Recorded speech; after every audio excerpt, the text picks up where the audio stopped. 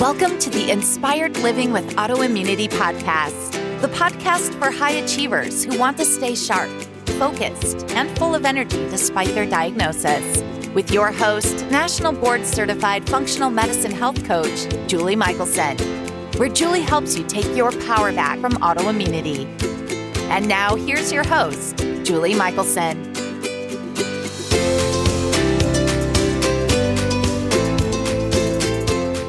Welcome back to the Inspired Living with Autoimmunity podcast.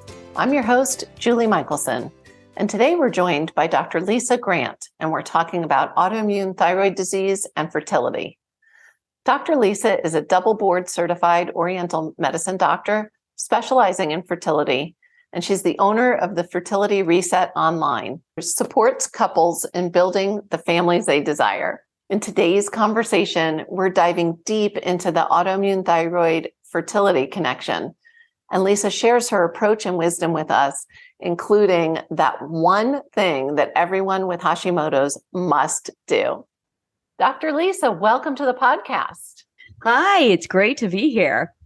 I am so excited for our conversation today and to dig deep with listeners.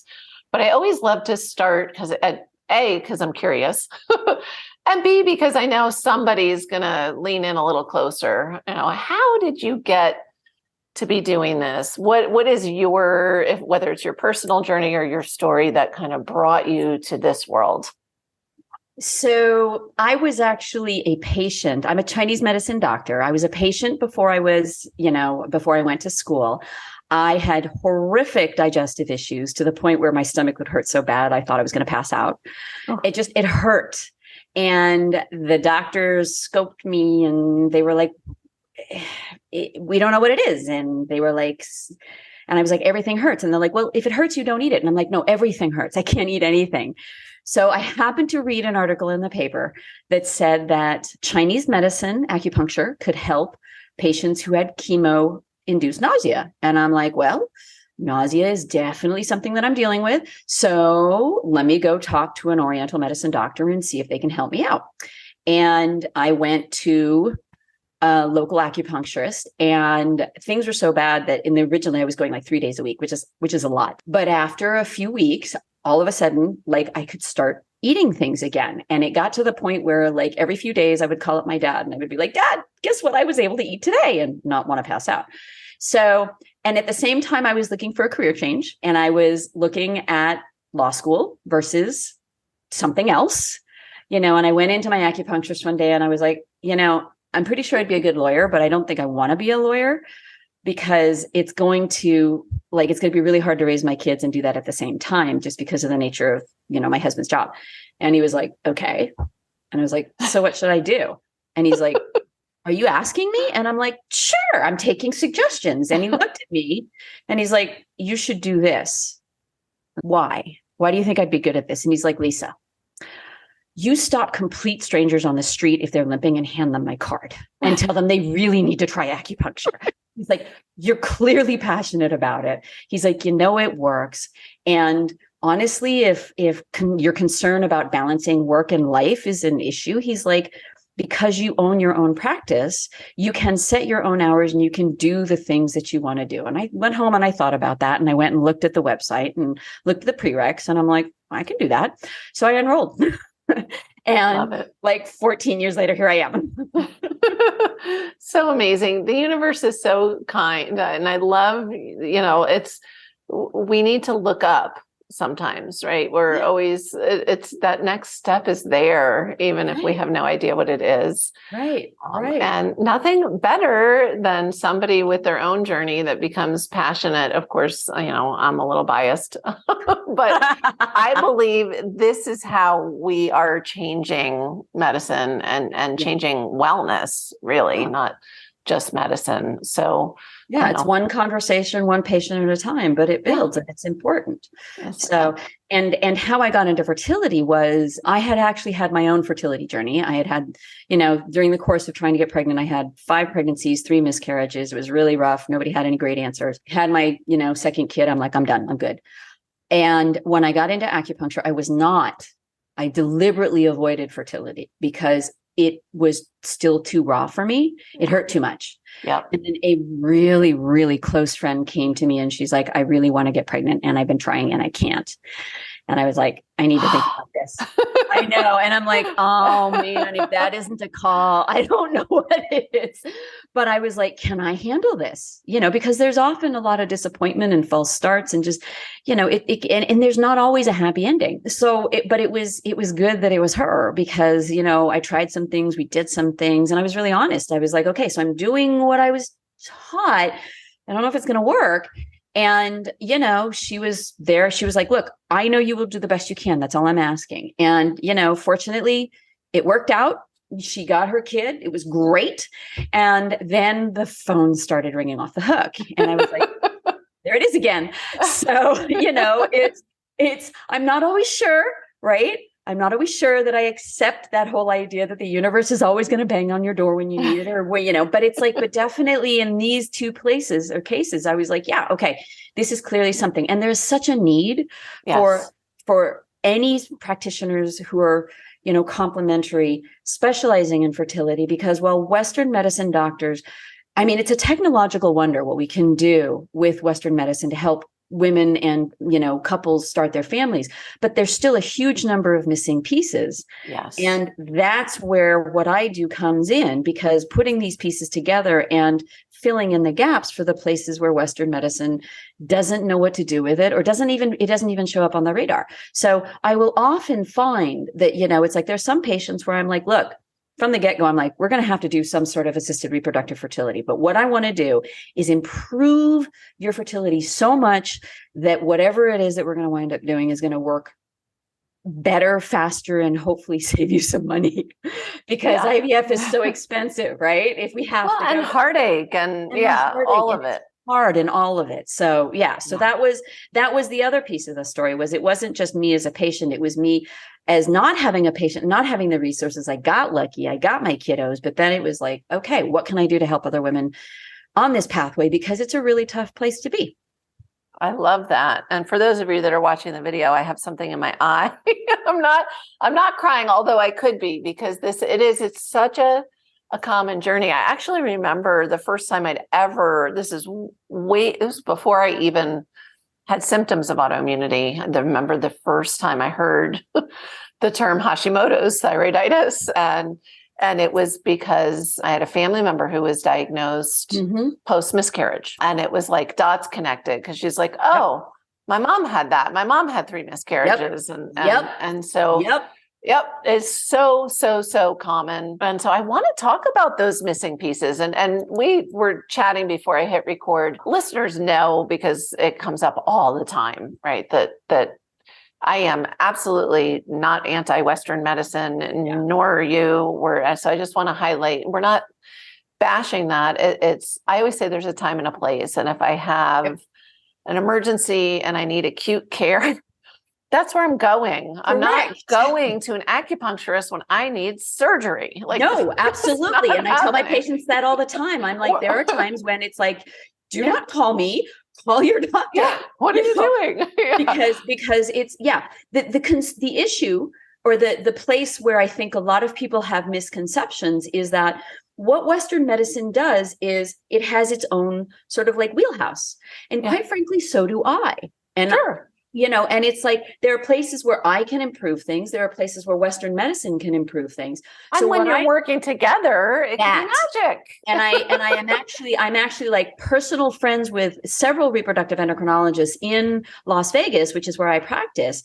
And, we basically have each other on speed dial, because I'll have a patient who comes in and I'm looking at stuff and, and it's like, I will ask my friends like, hey, so this is what I'm seeing. Can you give me some mind share? They will text me and go, hey, we're sending somebody to you because they've got this, this, and this. And we know you need to take care of them before we can do what we need to do.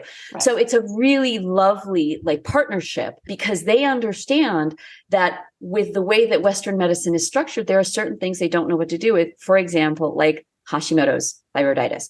And I'm really excited to talk about this, because this is one of those sort of unexplored, unacknowledged, and yet very, very, very critical pieces in dealing with fertility issues, because I have patients who come in with like this crazy range of like fertility issues. And at this point, what I now do is I always do that full panel. I don't just look at TSH, right? Because a lot of doctors will, it's like as the regular panel, they will look at TSH and they will look at free T4. Right. And if the TSH is fine and the free T4 is fine, they will say no thyroid issues. Well, as you know, as probably most of your listeners know, there are 3 tests missing in there. And the big one is TPO and the TGAB. And if you are missing the diagnosis of the Hashimoto's, often what happens is that, patients will come in and they will have either repeat miscarriages or just generic, I can't get pregnant, or they'll ovulate late, or they'll ovulate early, or they're always cold, or they're always hot. I mean, it's like, this is the entire gamut of Chinese medicine symptoms, right? It's like, I have 15 diagnoses just looking at those. But looking at those tests, the free T3, the the TPO and the TGAB lets me do is diagnose, okay, autoimmune thyroid disease. Now, that's a Western medicine diagnosis, okay? But And how I deal with that in Chinese medicine comes after I kind of take a functional medicine approach to it. And I look at that and I'm like, okay, you have anti-thyroid antibodies. Has anybody ever told you have Hashimoto's? And half the time the answer is no. And then, or more. And so the answer, then we go through one main huge lifestyle change that they have to make. I'm like, and you cannot screw with this lifestyle change. I'm like, you cannot compromise. You cannot cheat. I was like, I'm willing to compromise with a lot of things. I am not willing to compromise on this one lifestyle change that you must do. And I was like, and 75% of the time we can fix the Hashimoto's and it will stop it cold. And everybody's like, at that point is like, I will do anything, because when women come to me because they're having fertility issues, they are either at the place where they're like, I don't want to do IVF or whatever, or if I have to, I wanted to have, put my best foot forward, or they've done it. It didn't work. Right. And generally my patients will do anything that I ask them to, because I make an effort to connect and have rapport with them, but also let them know, look, I will tell you these things. And if I don't know what the answer is, I will tell you, but I'm also working with a decade or more of doing this. And I want, you just have to trust that I know what it is that I'm doing. And, some of my patients will joke. It's like, do you want me to stand on my head? I'm like, not today. I may get there. Maybe. But that one change, like I said, 75% of the time we fix it. And then on top of that, we put all of my fertility recommendations and my Chinese medicine diagnosis and all that. Because what I found is my Chinese medicine alone doesn't deal directly with the anti-thyroid antibody because of what we do in the United States. And so it's like, so drum roll. I know. I'm like, ooh, she should. So here's the thing. What I tell my patients is it's very hard to do, but it is a very simple change. And that is, I need them to go 100% strict, like you have celiac disease, like your life depends on it, gluten-free. I was I'm like, if she says something different, I'll be so surprised. Yeah, no. And but that is it. And I love 2 things that you said. Yeah. One is that it's hard to acknowledge. It can be hard to do, but it is simple, right? It's simple. And 2 is, I already forgot what the other. Oh, wow, that's great. And no, I did not have gluten today. Wow. The part where it's the all in. That's it. Oh my gosh, if I hear one more time, I'm gluten free. You are? Well, mostly. Then you're not. Nope. And the way I explain it is basically, look, okay, every time you eat gluten, your body, your immune system is getting confused. And because the protein on the outside of the gluten looks so similar to the protein molecules on the outside of your thyroid, your body is attacking your thyroid. And then I play dirty and I'm like, how bad do you want this baby? I'm perfectly happy to play dirty like that. Yeah. Because it's true. Well, and it's not really playing dirty. It's like going to the heart of what they want. And it's like, look, if you want this baby because it has not happened, you have tried for however long you've been trying for, whether it's, 6 months, or I had one woman come in. So it was really interesting. About a year and a half ago, I had 4 women come in within a month 3 of the 4 of them had undiagnosed Hashimoto's. 3, like one of them had like 4 repeat miscarriages and nobody could figure out why. One of them was just like she had been trying, couldn't get pregnant. One of them knew that she had Hashimoto's, but didn't know what to do about it. And one of them was just, I mean, actually 2 of them were just kind of like, we don't know what's going on. Of the ones that weren't diagnosed, ran my panel. I'm like, Hashimoto's. I'm like, this is what you need to do. And they went all in. Right. And I actually send all of my Hashimoto's patients to celiac.com. I'm like, they did all the work. Perfect. Right. I'm like, they did all the work. It hides everywhere. Not rocket science. Oh, no, it's not. Except you have to figure, you have to know that like it hides. It doesn't say wheat. It doesn't say gluten. It says modified food starch. I'm like, if you don't know what it is, assume it's gluten. Right. Right. If it doesn't have the little label that says gluten free, it's gluten. Unless, you're talking about unless it's meat. lettuce or right, like lettuce or meat, or as like in rice is naturally gluten-free, right? I'm like, you're okay with rice. But I was like, but the problem is that anything is processed. It could have been cross-contaminated. And we are talking about, it's not like you picked up a piece of bread and ate it. We're talking on the microscopic level. Anything that triggers your immune system is going to kill your thyroid. And that makes it impossible for your body to do what it wants to do. Now, do women who have Hashimoto's thyroiditis get pregnant naturally? Absolutely. Do they do it without my help? Absolutely. Do they do it eating gluten? Absolutely. But if you're coming to me and you haven't, you're not. And that's why we need to be a lot more consistent and careful about it. And what's remarkable when I have my patients go gluten-free is they'll come back like 2 weeks. I'm like, look, the first week, you're going to be like, bleh. You're going to, maybe even 10 days, you're going to be like, bleh. I was like, come back to me in 2 weeks, mark my words. Your brain fog's going to go away. You're going to have more energy. The bloating's going to go down. If you have the puffiness, that's going to go back. And they come back and they're like, I have not felt this good in years. And I'm like, I know. And I know. So here's the thing, Julie. They always cheat. They always cheat because we're human beings and we always have to. We have to test. We have to cheat. And I know they're going to cheat. And I don't say anything because I know they're going to cheat and they'll come back in. And they're going to feel horrible. And it's great because I don't have to say anything. They'll come back in and I'm like, how'd you do? And they'll be like, I had gluten this weekend. And I'm like, how'd that work out for you? And they're like, I felt horrible. And I was like, yeah, that is your immune system going, don't do that. And I never have to ask them about gluten again because they're a believer because their body has told them loud and clear, that's not okay for me. Yeah. And so here's why, and this is why I'm so excited to have this conversation with you today, because this is why this matters. In Chinese medicine, so let's come over a little bit into my world, because Chinese medicine doesn't explicitly recognize like autoimmune diseases. Remember, this is a medicine that's been around for 3,000 years. We look at everything from like outside signs and symptoms. So I've never found a way to see autoimmune thyroid disease in the pulses, which is one of our diagnostic techniques, in the tongue. If you've ever been to an acupuncturist, they'll be like, stick your tongue out. We see things in the pulses, in the tongue. We're looking at things on the body. But remember when I said I have women who come in with fertility issues, and a lot of it comes down to Hashimoto's thyroiditis, but it can look like anything. Right. This chameleon-like aspect means it's very difficult for me to see it. And I have other diagnostic tools that I use for fertility. And I've never been able to see it, which is why I really love the blood work, because that tells me it's black and white. It's right there. It's a shortcut. Oh, it's a shortcut. It saves lots of time and effort and, heartache. So in Chinese medicine, though, the way that we think about the thyroid is there is not a separate thyroid. Okay. There's no separate sort of like energy line that says thyroid on it. It's split between what we call the spleen meridian and the kidney meridian.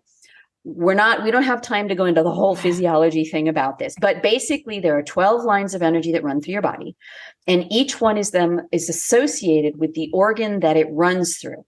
So it governs the functions of that organ.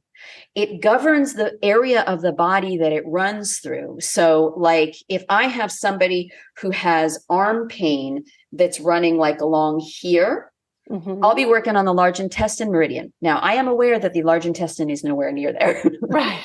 But the fact is that we know that points here will affect your large intestine. But sometimes if somebody's elbow hurts, I just put a needle in there because yes, it's a large intestine needle, but that's where it hurts. But it also covers like a general function of the organ. So for example, the large intestine is in charge of eliminating things that you are done with. And this happens on a physical level. It happens on an emotional level. So I have people who can't have trouble with grief and letting go. I'll work on the large intestine meridian because that clears it.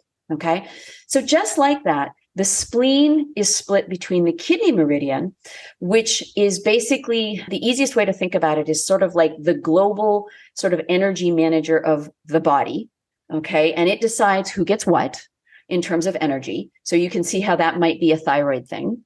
And the other half of it is the spleen meridian, because the spleen meridian is in charge of nurturing and nourishment and what we call the transformation of basically food. Sure. You eat the food, and there's this magical alchemical process where what you eat gets it gets broken apart and turned into all these molecules that we then absorb and turn into tissue. Okay. Whether it's thyroid or thyroid hormone or whatever it is. So you can see how you got the energy piece on the kidney, and then you've got the nutrition piece that also transforms into energy, and you need both of them happy. And one of the things that I do for my Chinese medicine is figure out, okay, who's unhappy? Because with thyroid, I need to figure out, is the kidney the most unhappy or is the spleen the most unhappy? And I have a ginormous shortcut if I have women going gluten-free, because I just fix the spleen meridian. Right.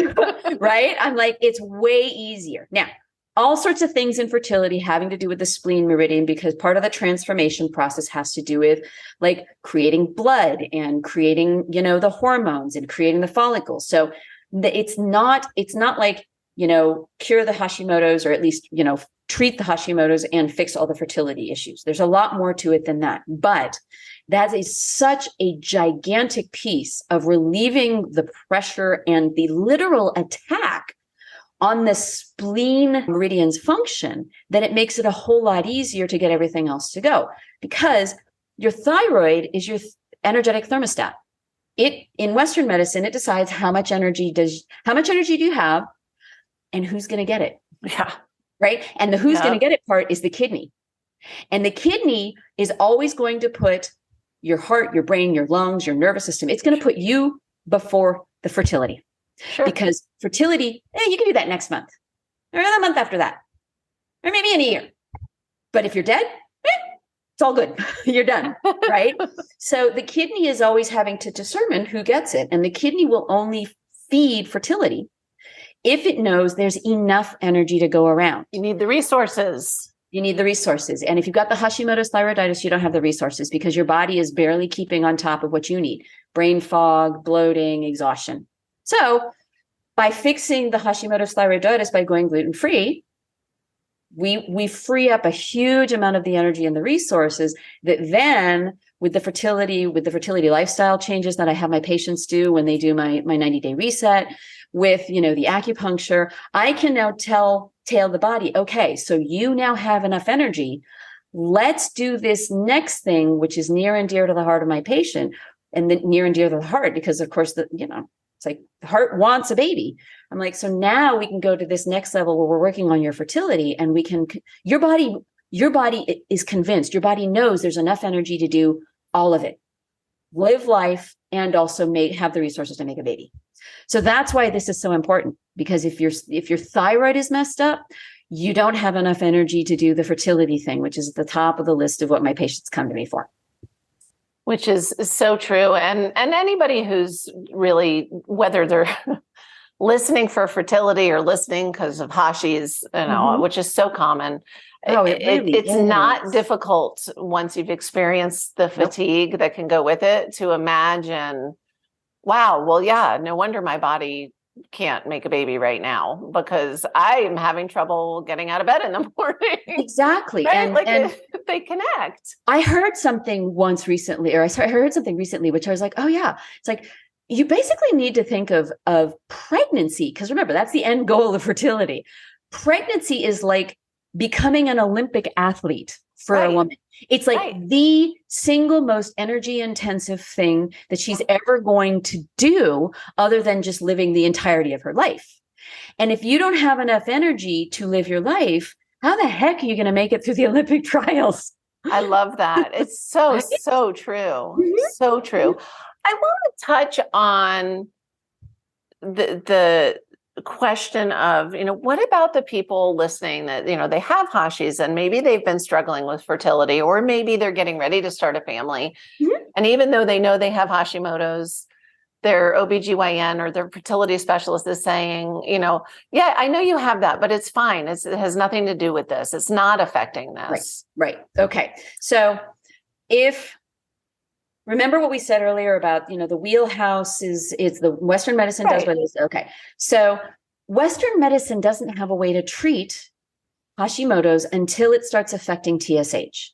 By that point, the damage has already been done.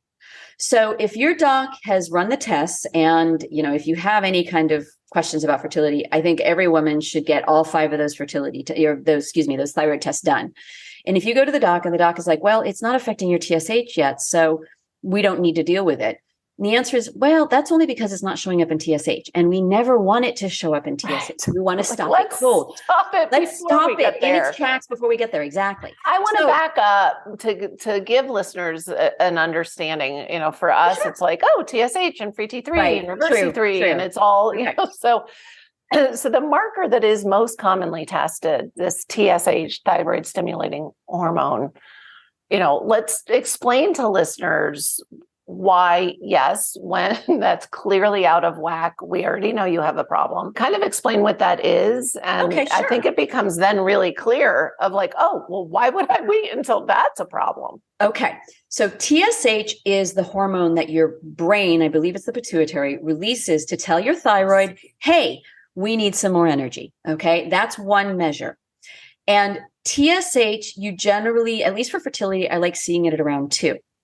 If TSH goes above 4, Western medicine doctors will give the patient levothyroxine or synthroid or some kind of synthetic hormone because they want, basically the brain is yelling at the thyroid, wake up, do your job. But the thyroid's having a really hard time responding. If you, and so what the medicine does is it basically is synthetic T4. So the brain tells the thyroid, hey, wake up, we need some more energy. And in response to that, the thyroid makes T4, which is basically it's a reserve hormone, but it basically says, okay, here's the bundle of energy waiting to go. And that's what the medication is.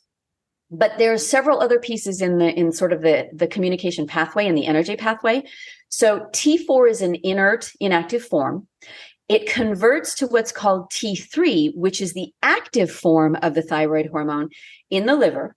And if you don't test the level of T3, you don't actually know if that piece is being done. And so you may be, you can have T4, but some patients will get the T4, the synthroid, and they'll be like, I'm still tired. That's and me. I test the T3, and that's because they're not converting it correctly. And that's usually a nutritional deficiency, usually. Okay. So then that means we need to fix some of the nutritional stuff. T3, specifically free T3, that's the energy molecule. That's the one that, starts opening it up and gives you all the energy. Now, TPO and TGAB are produced by your immune system. And what they are is a marker that your body, your immune system, for whatever reason, has decided to attack your thyroid. And like I said, my understanding is it's because the wires got crossed at some point, and thyroid looks like gluten, which is why it fixes it in 75% of the cases. It doesn't always work. There is 25% where it's not that, but still. So if your body is attacking your TPO or attacking your thyroid, even if your TSH, which is the message from your brain to your thyroid that says, hey, we need more energy, is fine, your body can still be attacking your thyroid.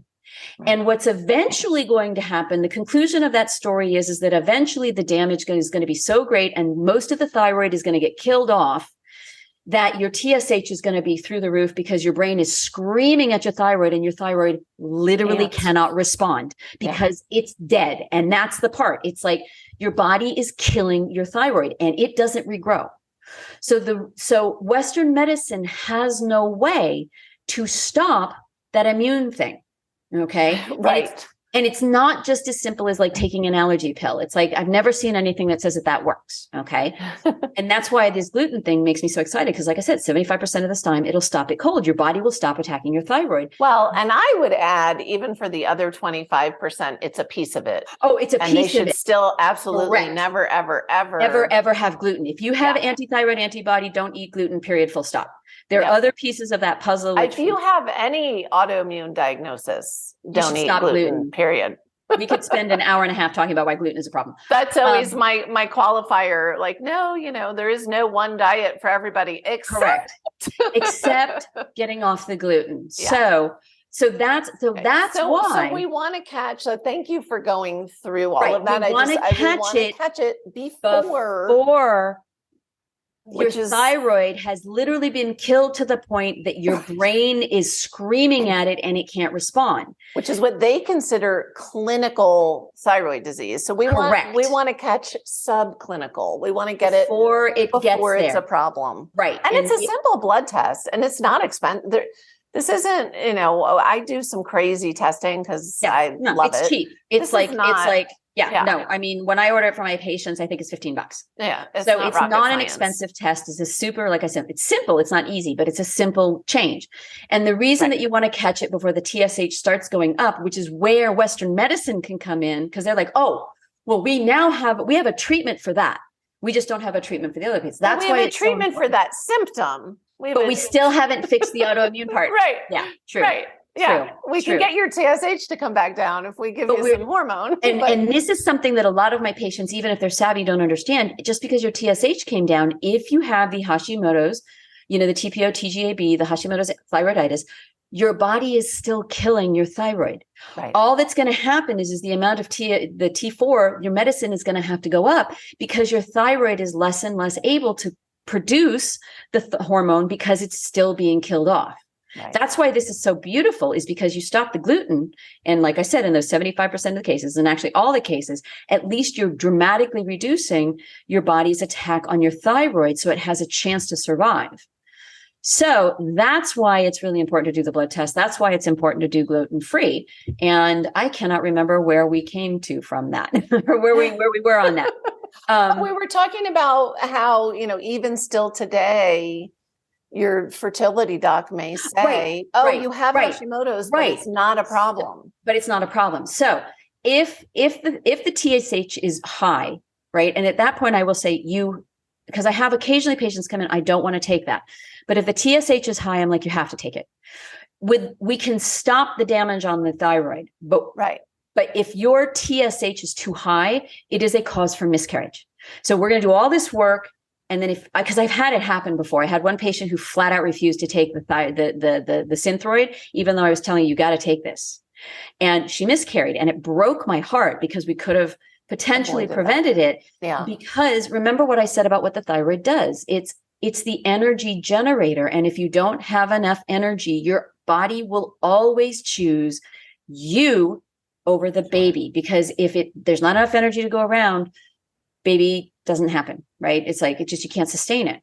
So yes, I would like my patients, if they're like that, certainly if they're at 4 or above, they need to be on the Synthroid. But often as they're working with me, if we can get the Hashimoto thyroiditis under control, the TSH will often drop, and then we're good to go. Now, again, I have my whole diagnostic fertility thing to determine whether or not we need to add herbs into that, or whether I'm like, we still maybe want to add Synthroid into this because, or whatever the generic, because I'm seeing some things that I want to make sure that once we get you pregnant, we keep you pregnant, because, miscarriage is the worst. It's like, it's bad enough if you can't get pregnant, but when you get pregnant, you lose it. It's horrible.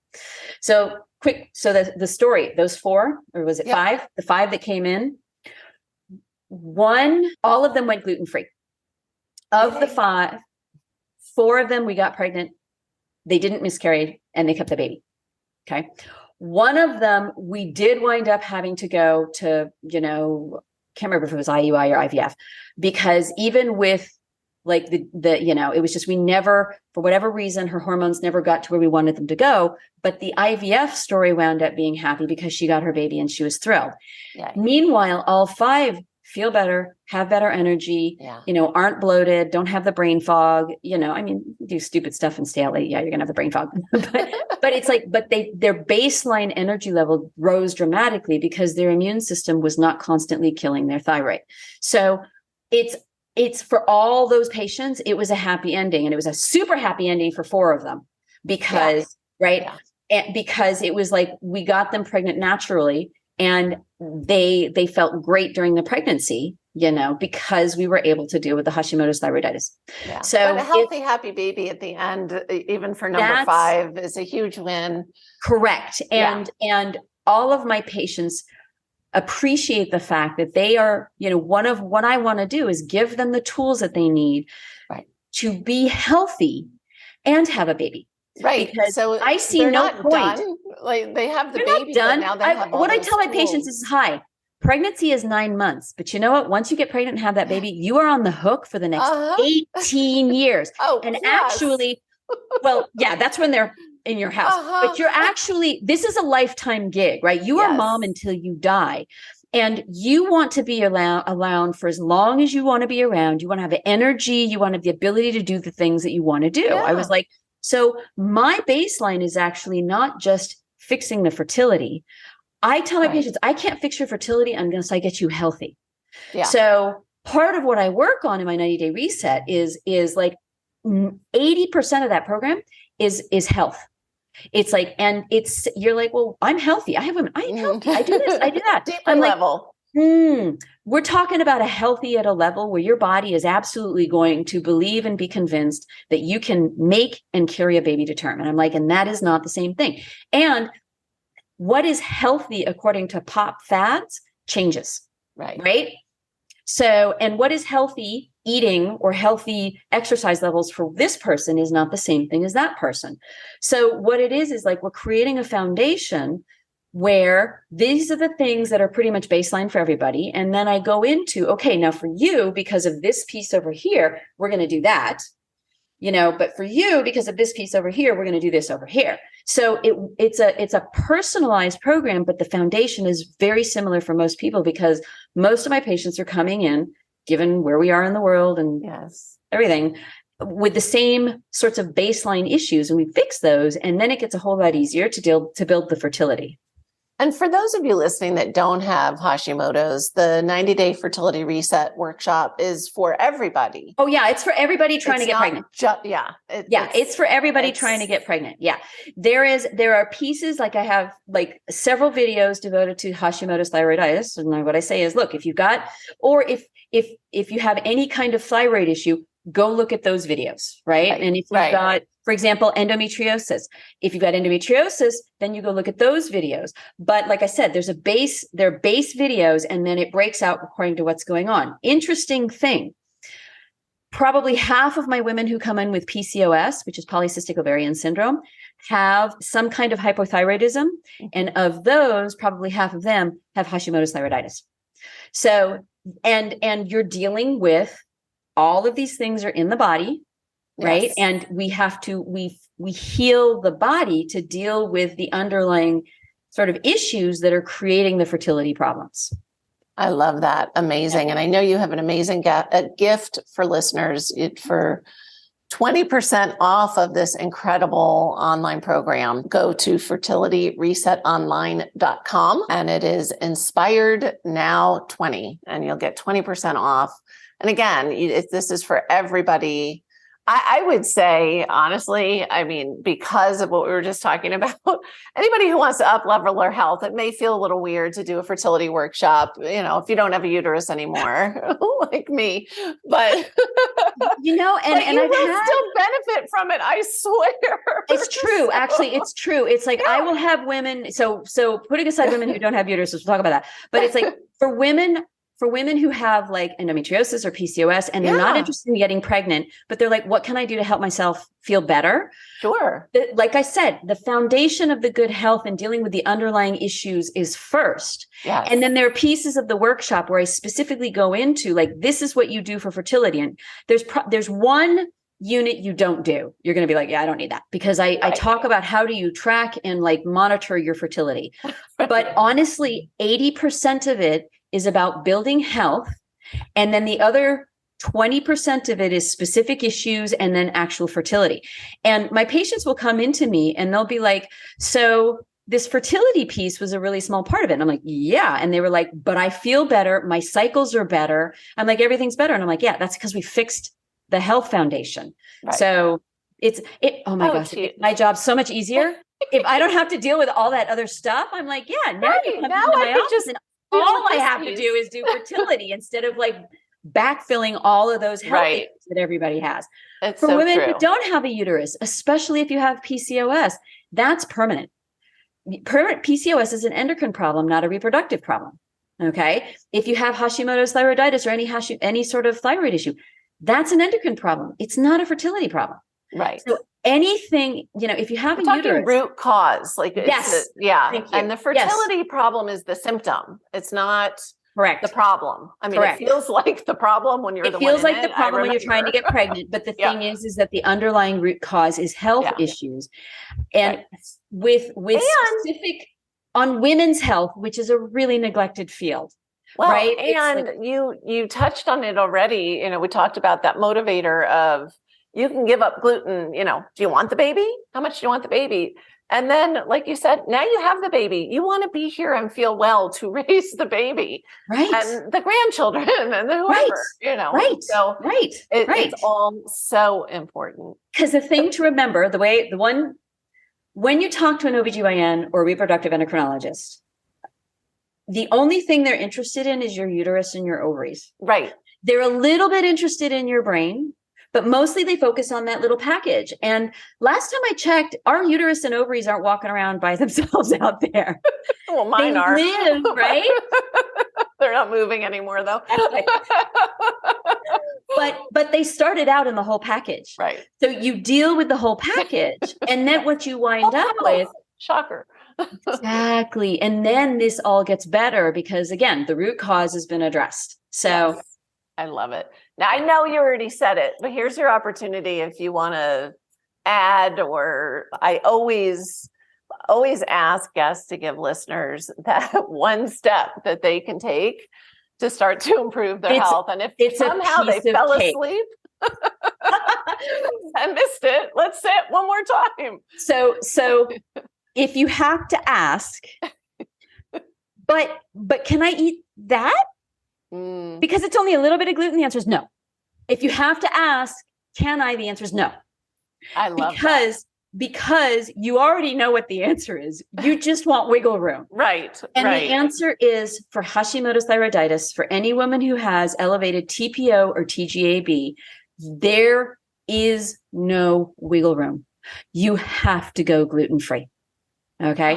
Just be glad you're doing it now. You're my new best friend. I'm going to take all the sound bites. Yeah. It's be glad that it's happening now.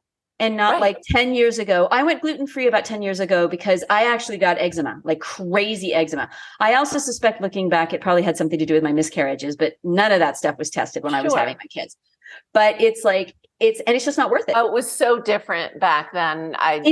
There's so much good gluten-free, 14 years ago. And you couldn't find it. Basically, you had salad. Well, and I'm not as nice as you, because I say, and this is a whole nother episode, but I'm like, take it further, just go grain-free, and then you don't have to worry about it, because then you're not getting all the junk. But I know I'm so that there is a piece about that in my workshop, and I didn't think we had enough time to cover that. I know. Too. I want to talk about dairy too. You're going to have to come back. We have so much more to talk about. I have all sorts of things. Actually, I only have one thing to say about dairy, and we all know what that is.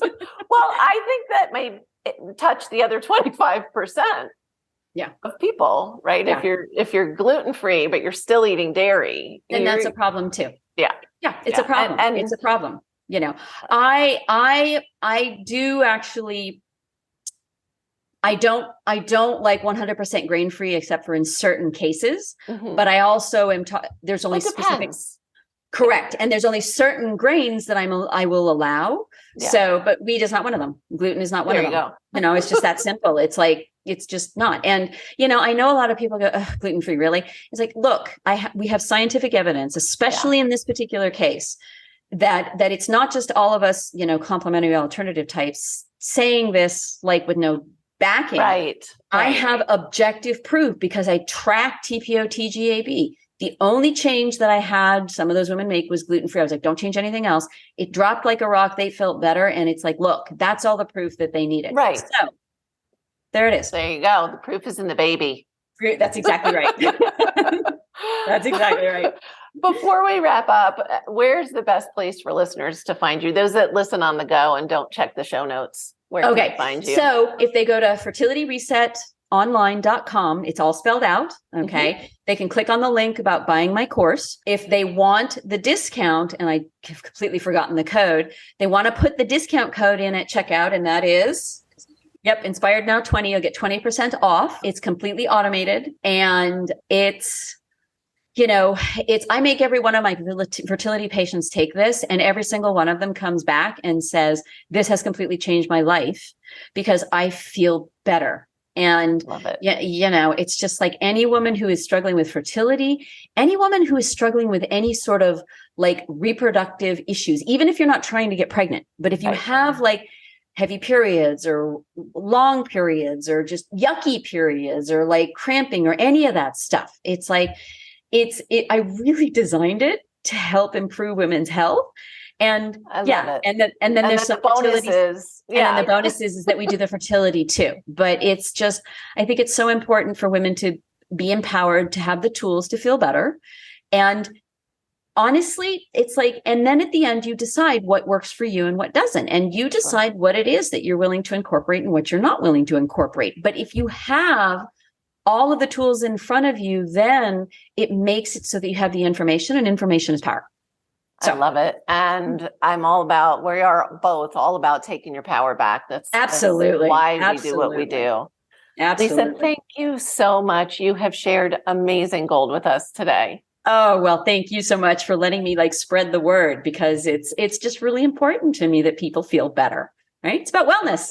It is. It is. For everyone listening, remember you can get the show notes and transcripts by visiting inspiredliving.show. I hope you enjoyed this episode as much as I did. And me. Yes, we will see you next week.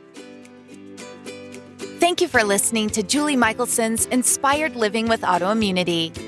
Did you enjoy this episode? Please like, share, and subscribe wherever you listen to podcasts.